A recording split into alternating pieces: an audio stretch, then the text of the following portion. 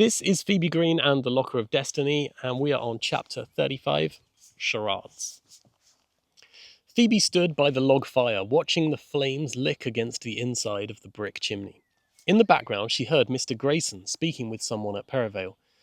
"Yeah, she's fine. I can bring her over, or she can take the spare room here. I don't mind," he said. A pause while Perivale decided if they wanted her back. "Absolutely, Miss Perivale. I'll bring her over first thing in the morning for breakfast." Apparently not. Phoebe could hear the sound of a kettle being filled. Drawers opened and closed. She hoped he was making one for her, too. She hadn't had a cup of tea since she had started at Perivale. That was something only allowed in year 10. When she asked why, the answer was the same as always. That's how it's always been done. The feeling came back into her hands, and she turned around to dry the back of her jumper. Facing into the lounge for the first time, she saw a boy around her age, sitting on the sofa. Her face went red as she realised he'd been watching her for several minutes. "You know that's a cauliflower, not an apple," he said. The boy sat on a sagging sofa, whose fabric was worn thin at the arms. He wore a pair of baggy blue jeans turned up at the ankles so they didn't drag on the tiles. He had a flop of wild brown hair and looked a little too old for his Teenage Mutant Ninja Turtles t-shirt. It was the first time Phoebe had seen a boy in months, and he looked otherworldly, like a giraffe. A kettle whistled from the kitchen.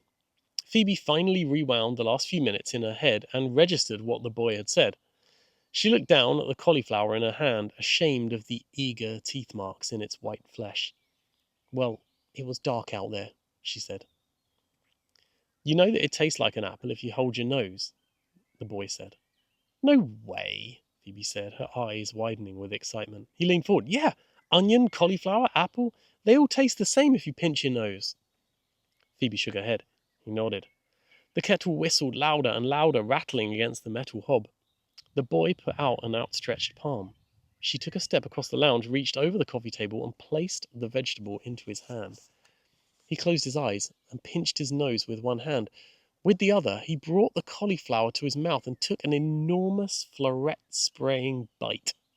He chewed, the vegetable filling his cheeks on one side and then the other, and finally he swallowed. "Apple," he said. Phoebe took out her book of difficult questions and wrote down, "Does cauliflower taste like apple if you hold your nose?" "Yes." "What's that?" he asked. Mr. Grayson shuffled into the room with 3 cups of tea. His boy shoved over on the couch to make room, and the grey-haired man sunk deep into the chair with a sigh. Phoebe was left standing, alone, facing the two of them, as if she were on stage at the theatre. "What's happening here, then? We playing charades?" Mr. Grayson chuckled. Before she knew what she was doing, Phoebe put up 2 fingers to initiate the game. Mr. Grayson and his son glanced at each other as if to ask if the other knew what was going on. "2 words," the dad said gamely. He leaned in and blew on his tea to cool it. The boy tossed the half-eaten cauliflower past Phoebe's legs and onto the fire. "First word," he said. Phoebe, too deep to turn back, acted weak and gangly, as if she might be blown over by the wind. After several incorrect guesses, the boy guessed feeble. The second word, green, was easy enough. She pointed at a book. "Feeble Green," Mr. Grayson said. "Is that the answer?" "Phoebe Green," she said. "That's my name." "Very good, Phoebe Green. I might have to call you Phoebe Greenhouse, though. Take a seat," Mr. Grayson chuckled, nodding towards a matching floral armchair. The lounge was small and cosy, with wonky bookshelves and wooden beams peppered with tiny wormholes. The boy leaned forward. "I'm Toph," he said. "I can't think how to act it. Sounds like loaf. That'll do." "Am I staying here tonight?" Phoebe asked, perched on the edge of the armchair. Mr. Grayson nodded. "No sense in you getting soaked, running back to school," he said. "Have you eaten? I mean, apart from the cauliflower?" She shook her head. "I also ate one of your lettuces, sorry." "Good," Toph said. "Means I don't have to eat it." "But you said it tastes like apple," she said. "A bit," Toph shrugged. "Not really. Why did you get expelled?" Mr. Grayson told his son to stop being nosy, but Phoebe said it was okay. "Are you sure I'm not interrupting your evening?" she asked anxiously. "Nah, spill the beans," Mr. Grayson said. "Well, the short version is," she began. Toph shook his head. "We want the long version. Our telly's on the blink." "Okay, you asked for it." It was 2025 and Mummy dropped me off at school, she began. She paused, anticipating an interruption, but they just calmly listened.